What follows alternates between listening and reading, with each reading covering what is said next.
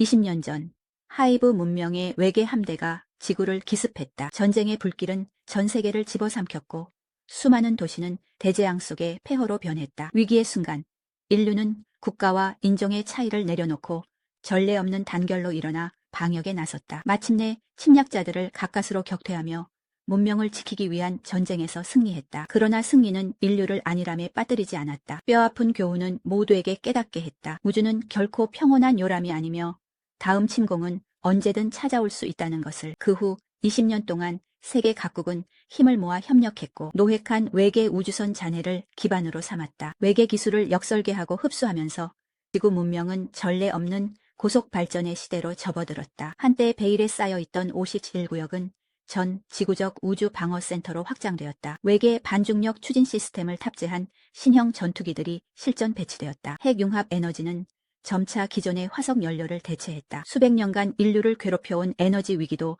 단숨에 해결되었다. 다층 방어 체계를 구축하기 위해 인류는 달 뒷면에 대규모 방어 기지까지 건설했다. 그곳에는 괴너지 레이저포와 정예 비행 편대가 배치되어 심우주의 이상 징후를 전담 감시했다. 지구 궤도 위에는 촘촘히 배치된 자동 포탑들이 빈틈없는 방어망을 형성했다. 대부분의 사람들에게 인류는 더 이상 무방비한 약자가 아니었다. 외계인이 다시 침공하더라도 예전처럼 속수무책으로 당하는 일은 없을 터였다. 승리 20주년 기념식을 앞두고 세계 곳곳은 평화와 번영의 분위기에 젖어 있었다. 하지만 아무도 모르는 사이 어둠은 우주 깊은 곳에서 조용히 다가오고 있었다. 이변은 달 기지 상공에서 시작되었다. 난데없이 나타난 공간 웜홀이 하늘을 찢어 놓았다. 정체불명의 비행체 한 대가 소용돌이 속에서 서서히 모습을 드러냈다. 보고를 받은 각국 지도자들은 순식간에 20년 전의 공포스러운 기억으로 끌려갔다. 재앙의 재발을 막기 위해 그들은 거의 동시에 파괴 명령을 내렸다. 쏟아지는 화력 속에서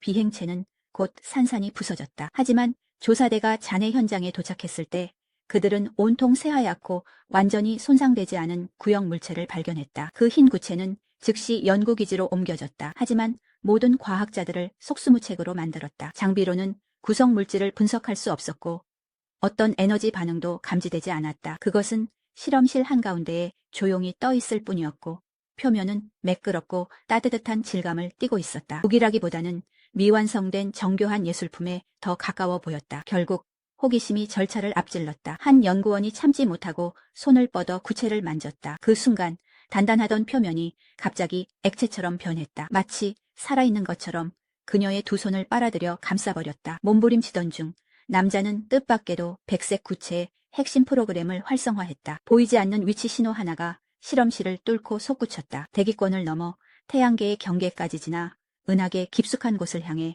빠르게 날아갔다. 그 신호는 결국 인류가 전혀 알지 못했던 머나먼 행성에 도달했다. 오랜 세월 잠들어 있던 하이브 문명의 여왕이 천천히 눈을 떴다. 그녀는 성간성도 앞으로 다가가 신호의 근원지 지구를 순식간에 포착했다. 20년 전 바로 이 기술적으로 뒤처진 행성이 그녀 휘하의 원정 함대 하나를 괴멸시켰다. 더구나 수년간 찾아 헤매던 백색 구체가 인간의 손에 들어갔으리라고는 상상도 못했다. 새로운 원한과 오래된 치욕이 겹치자 여왕은 즉시 무리를 소집했다. 직접 생체 갑옷을 두르고 하이브 함대를 이끌어 태양계로 향했다. 지구에서는 이미 위기의 징후가 나타나기 시작했다. 기지에 수감된 외계인 포로들은 원래 20년 동안 반유면 상태에 있었다. 그런데 이 순간 갑자기 집단으로 동요하며 격리실 벽을 계속 들이받기 시작했다. 몸은 흥분으로 떨리고 있었다. 마치 어떤 절대적 존재의 강림을 맞이하는 듯했다. 한편 전 대통령 휘트모어의 정신 상태도 갈수록 불안정해졌다. 10년 전 전쟁 당시 그는 잠시 외계의식의 뇌를 침범당한 적이 있었다. 그 뒤로 그는 낯선 은하의 풍경과 거대한 함대의 환영에 오랫동안 시달렸다. 또한 정체불명의 원형 문양을 반복해서 그리곤 했다. 주변 사람들은 그저 전쟁 후유증으로만 여겼다. 하지만 휘트모어 자신만은 알고 있었다. 그와 하이브 의식의 연결은 단 한 번도 완전히 끊어진 적이 없었다. 그리고 지금 그는 분명히 감지했다. 형언할 수 없을 만큼 거대한 의지가 별의 바다를 가로질러 빠르게 지구로 접근하고 있다는 것을 진실을 밝히기 위해 과학자 데이비드는 팀을 이끌고 중앙 아프리카로 향했다. 20년 전 남겨진 비교적 온전한 외계 전함을 조사하기 위해서였다. 전함 아래의 끝을 알 수 없는 깊은 구덩이는 결코 평범한 폭발로 생긴 것이 아니었다. 일행이 함선 내부로 들어서자 20년 동안 침묵하던 장비들이 뜻밖에도 스스로 작동하기 시작했다. 선실의 조명이 차례로 켜지고 제어판의 기호들이 미친 듯이 깜빵이었다. 데이비드는 즉시 깨달았다. 이 전함은 한 번도 완전히 폐기된 적이 없었다. 그것은 계속해서 모성의 지구, 좌표, 적이라는 정보를 보내고 있었다. 그들은 이미 오고 있었다. 경고는 너무 늦었다.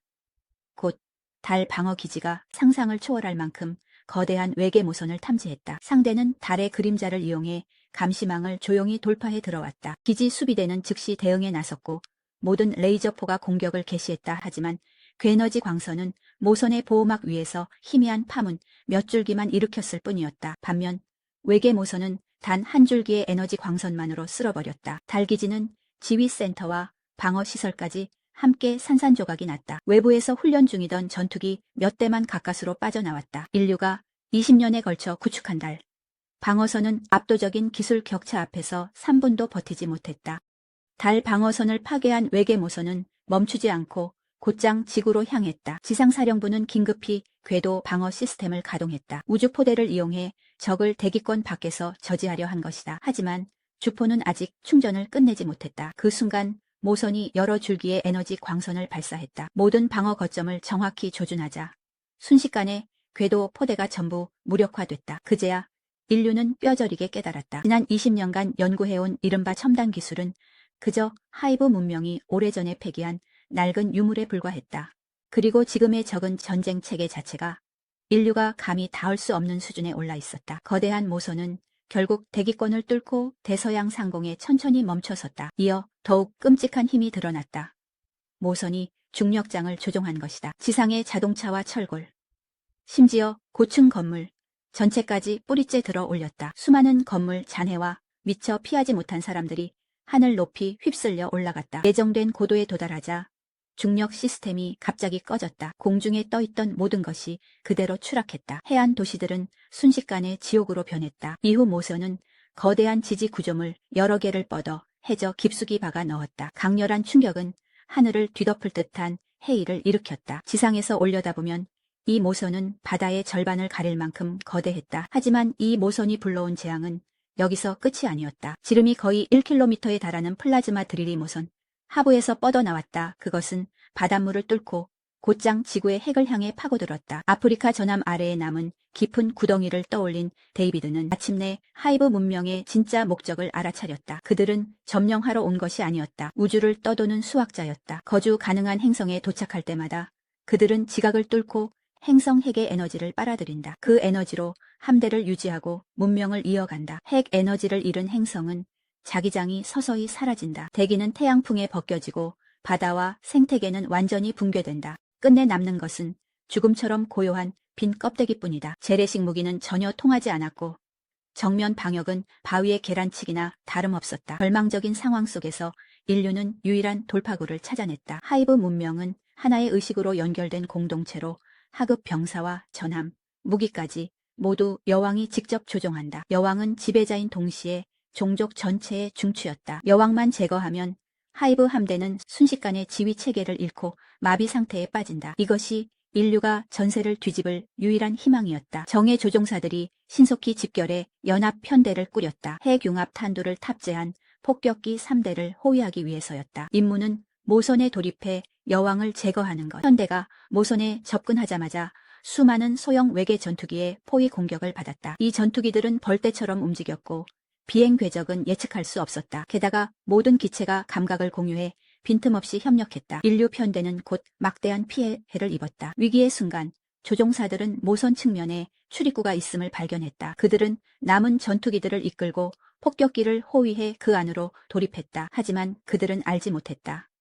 이 모든 것이 처음부터 여왕이 놓은 함정이었다는 것을. 휘트모어는 의식 연결을 통해 위험을 감지했다. 곧바로 경고를 보냈지만 이미 늦은 뒤였다. 함체 내부에서 순식간에 강력한 전자기 펄스가 방출됐다. 모든 인류 전투기가 즉시 동력을 잃었다. 뒤이어 수십 대의 외계 장치가 핵폭탄을 에워쌌다. 그리고 그 바깥에 녹색 에너지 장벽을 생성했다. 지상 지휘부는 어쩔 수 없이 폭탄을 조기 폭파했다. 수백 개 도시를 파괴할 위력의 충격파가 장벽에 완전히 흡수되고 말았다. 모선은 흠집 하나 나지 않았다. 이어 두 번째 전자기 펄스가 우주 공간을 휩쓸었다. 전 세계 통신 위성이 모두 파괴됐다. 각지의 군사 지휘 체계도 순식간에 마비됐다. 외계 부대는 그 틈을 타 인류 지휘본부를 기습했다. 대통령과 여러 고위 관료가 그 자리에서 목숨을 잃었다. 지구의 저항 세력은 최악의 상황에 몰렸다. 모두가 거의 절망에 빠진 그때 줄곧 침묵하던 하얀 구체가 갑자기 스스로 깨어났다. 그것은 평범한 피조물이 아니었다. 독립된 의식을 지닌 고등지성 생명체였다. 수만 광년 밖의 고등 문명에서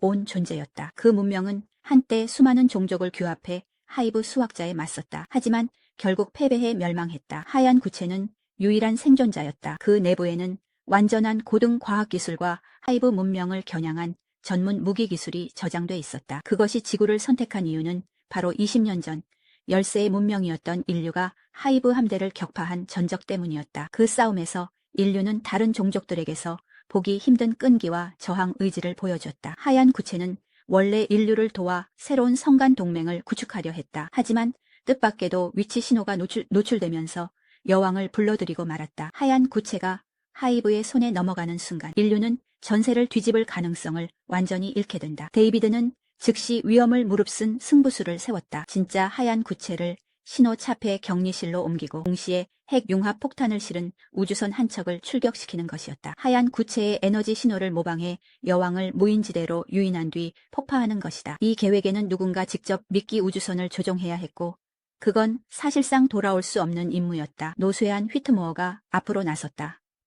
20년 전 그는 전투기를 몰고 외계 함대를 향해 돌진한 적이 있었다. 20년이 지난 지금 몸은 이미 예전 같지 않았지만 그는 지구를 위해 마지막 비행에 나서려 했다. 계획은 순조롭게 실행됐고 하얀 구체의 신호를 감지한 여왕은 즉시 호위 함대를 이끌고 추격에 나섰다. 휘트모어는 기체를 몰아 여왕을 사막 깊숙한 곳까지 유인했다. 그의 딸 패트는 전투기 편대를 이끌고 항로를 엄호하며 뒤쫓아오는 외계 비행체들을 처리했다. 여왕이 예정 구역에 들어섰을 때 휘트모어는 비상 탈출을 선택하지 않았다. 오히려 항로를 돌려 여왕의 기함을 향해 정면으로 돌진하며 기폭 버튼을 눌렀다. 하늘로 치솟는 화염 속에서 여왕의 전함은 완전히 산산조각 났다. 모두가 승리가 찾아왔다고 믿는 순간 연기와 먼지가 거쳤다. 키가 거의 1000m에 달하는 거대한 존재가 천천히 일어섰다. 폭발은 전함을 파괴했지만 여왕의 생체 갑옷을 뚫지는 못했다. 여왕의 본체는 털끝 하나 다치지 않았다. 그때 기지에서 또 다른 변고가 발생했다. 외계인 포로 하나가 혼란을 틈타 격리 구역을 빠져나와 하얀 구체가 실제로 숨겨진 장소를 발견했다. 의식이 공유되자 여왕은 곧 자신이 엉뚱한 목표를 쫓았음을 알아차렸다. 여왕은 즉시 방향을 틀어 51구역을 향해 전속력으로 돌진했다. 수많은 소형 외계 전투기가 여왕의 주위를 에워쌌다. 그들은 고속으로 회전하며 토네이도 같은 방어 장벽을 만들어냈고 지나가는 곳마다 모든 것을 산산이 부쉈다. 대서양 해저의 드릴은 이제 지구 해까지 2분도 남지 않았다. 인류 멸망의 카운트다운이 시작됐다. 절체절명의 순간 앞서 연락이 끊겼던 조종사들이 노획한 외계 전함을 몰고 때맞춰 도착했다. 데이비드는 회오리 같은 보호막이 완벽하지 않다는 사실을 예리하게 포착했다. 그 꼭대기에는 주기적으로 짧은 틈이 생기고 있었다. 그는 즉시 조종사들에게 핵융합 추진기를 가동하라고 명령했다. 이는 본래 우주 항행용 장비라 대기권 안에서 최대 출력으로 가동하면 함체가 언제든 붕괴될 수 있었다. 하지만 더는 물러설 곳이 없던 조종사들은 단호히 명령을 실행했다. 그들은 추진기의 폭발적인 추력을 이용해 보호막의 틈으로 곧장 내리꽂히며 여왕에게 달려들었다. 보호막을 잃은 여왕은 황급히 몸을 피했다. 조종사들은 생체 갑옷의 균열을 집요하게 물고 늘어지며 맹공을 퍼부었다. 빗발치는 화력의 폭격 속에서 난공불락이라 불리던 생체 갑옷이 마침내 넓게 갈라져 무너졌다. 그 안에 연약한 연체 본체가 드러났다. 갑옷의 보호를 잃은 여왕에게서는 더 이상 위압감이라곤 찾아볼 수 없었다. 결국 치명상을 입고 쓰러져 완전히 숨을 거둔다. 여왕이 죽는 순간 하이브 함대 전체는 일제히 통합 지휘 체계를 잃는다. 일부 전투기는 통제를 잃고 추락한다. 남은 함대는 곧바로 지구에서 철수해 모성으로 돌아가 새로운 핵심을 찾기 시작한다. 인류는 다시 한번 전쟁에서 승리했다. 인류가 지켜낸 것은 지구만이 아니었다. 고등 문명의 지식을 품은 그 하얀 구체도 함께 지켜냈다. 그 안에 담긴 기술은 현재 지구 문명의 수준을 훨씬 뛰어넘는 것이었다. 인류가 진정한 성간 항행 능력을 손에 넣게 할 만큼 강력한 기반이었다. 나아가 수학자들과 정면으로 맞설 무기까지 만들어낼 수 있었다. 이 전쟁은 더 이상 단순한 고향 방어전이 아니었다. 인류 문명이 심우주로 나아가는 출발점이었다. 20년 전 아무런 준비 없이 기습을 당하고도 목숨 걸고 저항했던 순간에서 20년 뒤 준비된 전쟁으로 절체절명의 방역을 펼치기까지 인류는 두 세대에 걸친 버팀으로 문명의 끈질긴 생명력을 증명했다. 전장의 연기가 걷히자 새로운 여정은 이미 시작되어 있었다. 다음 전장은 더 이상 지구가 아닐 것이다. 광활한 별의 바닷속에서 인류는 하이브 문명을 상대로 먼저 전쟁에 나설 것이다. 자신들의 생존을 위해, 그리고 우주에서 수확당한 모든 문명을 위해 진정한 방역을 시작할 것이다.